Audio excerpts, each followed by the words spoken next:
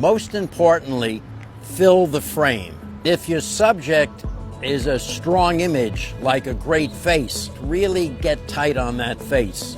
Use dynamic lines and leading lines in your images, and use those lines to help draw the emphasis onto the subject you're photographing. Use negative space in your photos. Negative space helps balance the different elements in your picture. Do not put your subject dead center in the frame. Use light, weather atmospherics, fog. That helps really make your composition super interesting.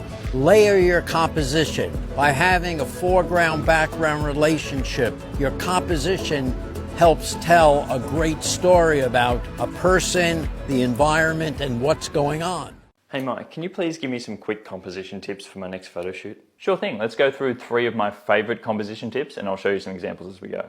I want you to remember though that these are just rules and rules are meant to be broken. You definitely don't have to stick with these. The first one is probably one that you've heard of before, and that is the rule of thirds. This says that you want to put your subject on the intersection of the third lines of your image, and if not on the intersection, at least somewhere on the third line. I use this technique in some capacity in probably 90% of my images. I like to put people's eyes on the upper third line, put the horizon on the lower third line, or let people stand on one of either side on the third lines. I find that this just helps balance the composition, but it doesn't mean that you always have to stick with it. In fact, one instance where I will break this rule is when I'm looking to center my subject or create symmetry around the center of the image. I'm often very particular about the way that I like photos to look, so if I can get a nice symmetry down the middle of an image, it looks very balanced and very pleasing to my eye. You can do this pretty easily by making your subject stand in the middle of the frame, having the horizon straight through the middle of the photo, making sure that you get yourself in the middle of the room so there's nice symmetry on either sides. All these things just create more balance and really help elevate a photo and help with my OCD as well. And then the final tip I have for you is framing. This is so important when it comes to drawing your viewer's eye into the subject.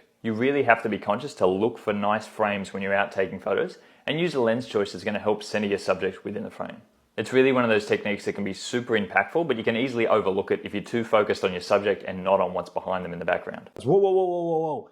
Before you snap that photo, use the rule of thirds to compose better shots. You know, the lines going down the middle, you know what I'm saying? Like every picture has 1, 2, and 3.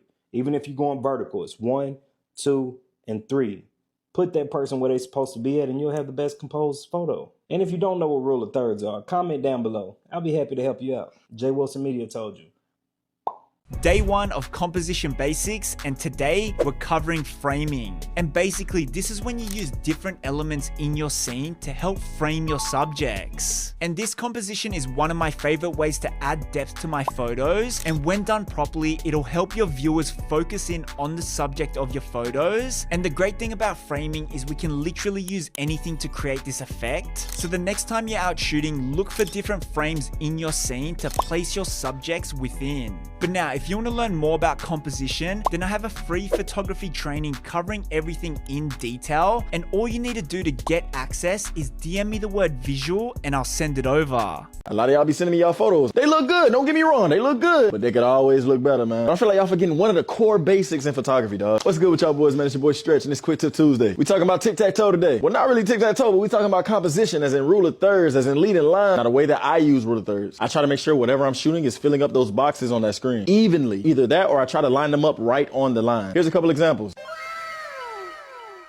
You have to pay attention to the subject and the background when you're using rule of thirds. I want you to make sure there's something on each line on that screen. I framed her right in the middle, and I made sure the columns on the side were right within the lines. Now, if you really want to make that photo pop, look for some leading lines to add to that composition. Here's another example. As you can see, I have her perfectly placed within the rule of thirds. It looks like the brick wall is leading you to her. That is what a leading line is. Now, if you put them rule of thirds and leading lines together, it could take your photo from good to amazing, I promise. And remember, y'all boys, you're not going to get that great just by watching me. You have to actually apply what I'm telling you. Share this with a photographer or videographer that might need this, man. I'll catch y'all in the next one, yo. Peace.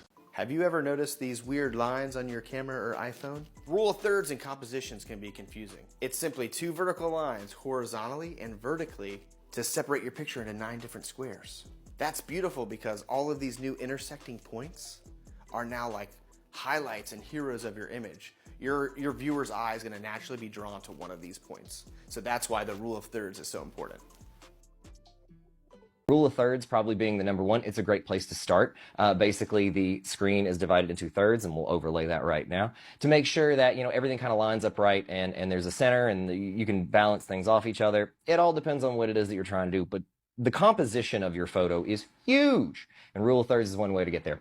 Have you ever wondered how the rule of thirds can completely transform your videos? The rule of thirds helps us create visually appealing and balanced shots.